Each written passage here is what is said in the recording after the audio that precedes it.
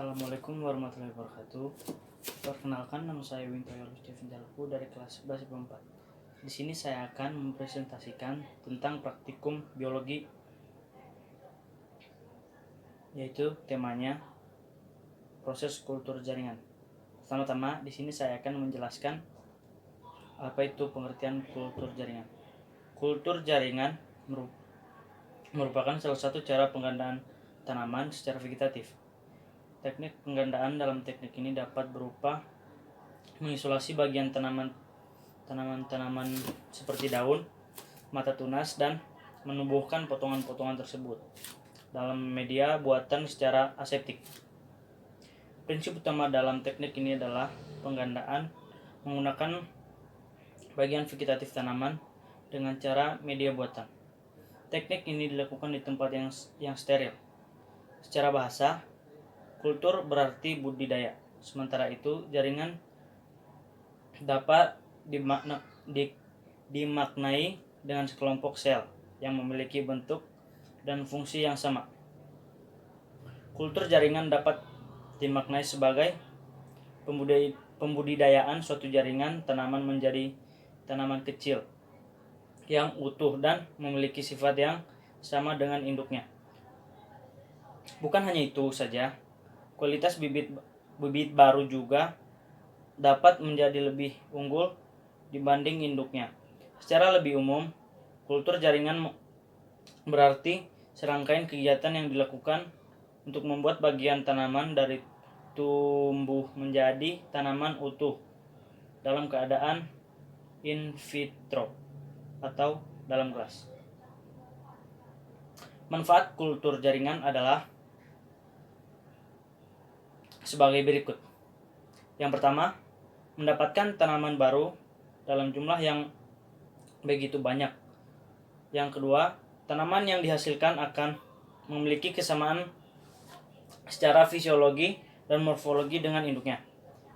Yang seterusnya, tanaman baru yang didapatkan melalui kultur jaringan akan lebih unggul. Seterusnya, bibit yang dihasilkan dari teknik kultur jaringan akan terbebas dari hama dan penyakit. Seterusnya, penggandaan bibit dengan teknik kultur jaringan tidak bergantung pada musim tertentu. Anda bisa melakukan kapan saja. Selanjutnya, pengangkutan bibit yang dihasilkan dari teknik yang satu ini relatif lebih mudah.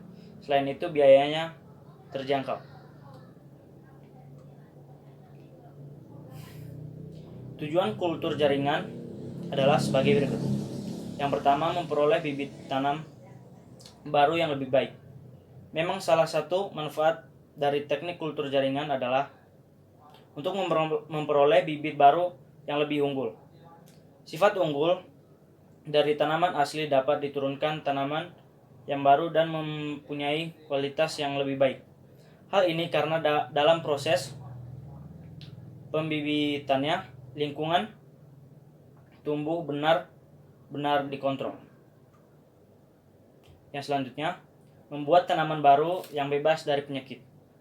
Tanaman yang dihasilkan dari teknik kultur jaringan akan bebas dari penyakit atau hama-hama. Ini terjadi lantaran teknik ini dilakukan dalam kondisi aseptik. Dalam setiap tahapnya, teknik ini menekankan agar tidak terjadi kerusakan, baik dalam awal persiapan hingga ditumbuhkan pada lingkungan secara in vivo.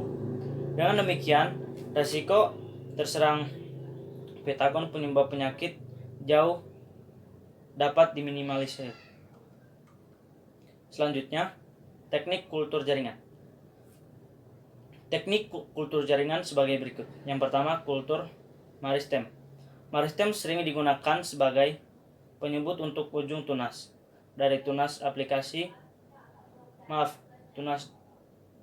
apikal dan lateral.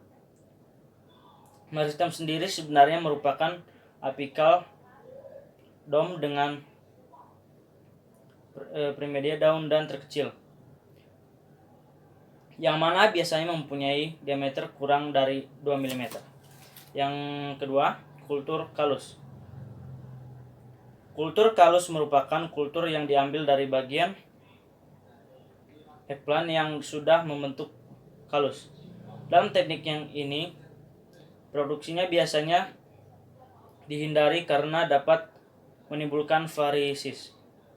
Yang ketiga, kultur suspensi sel. Kultur ini merupakan hasil dari kultur kalus, yang mana kalus biasanya didefinisikan untuk kumpulan sel-sel belum berdefinisikan.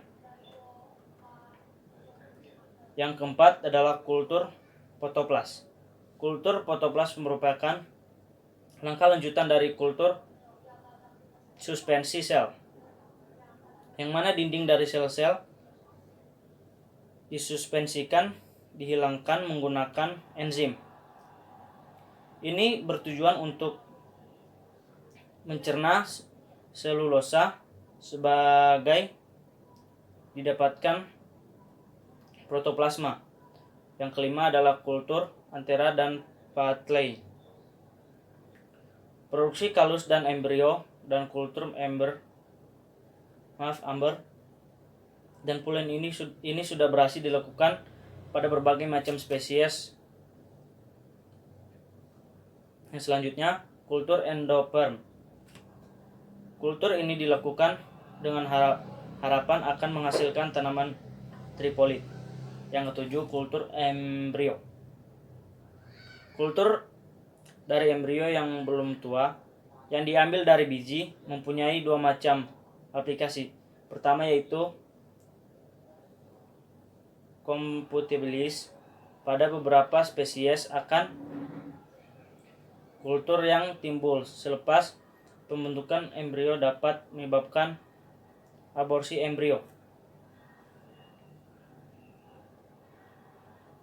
Lalu embrio yang seperti ini tentu dapat diselamatkan. Caranya adalah dengan mengkulturkan embrio yang belum hidup dan cukup tua dan menemukannya pada media kultur yang tepat atau sesuai. Media kultur jaringan. Media yang pertama adalah media padat. Media padat yang dimaksud merupakan media yang terdiri atas semua komponen kimia yang dibutuhkan oleh tumbuhan dan didapatkan menggunakan zat pemadat. Zat ini dapat berupa agar-agar batang, bubuk, atau agar-agar kemasan kaleng khusus. Yang selanjutnya adalah media cair. Jenis media ini secara halnya dengan media padat. Bedanya tidak dilakukan penambahan zat padat pada media. Metode ini digunakan kurang praktis sebab untuk menumbuhkan kalus secara langsung dari eggplant dan akan sangat sulit. Contoh kultur jaringan.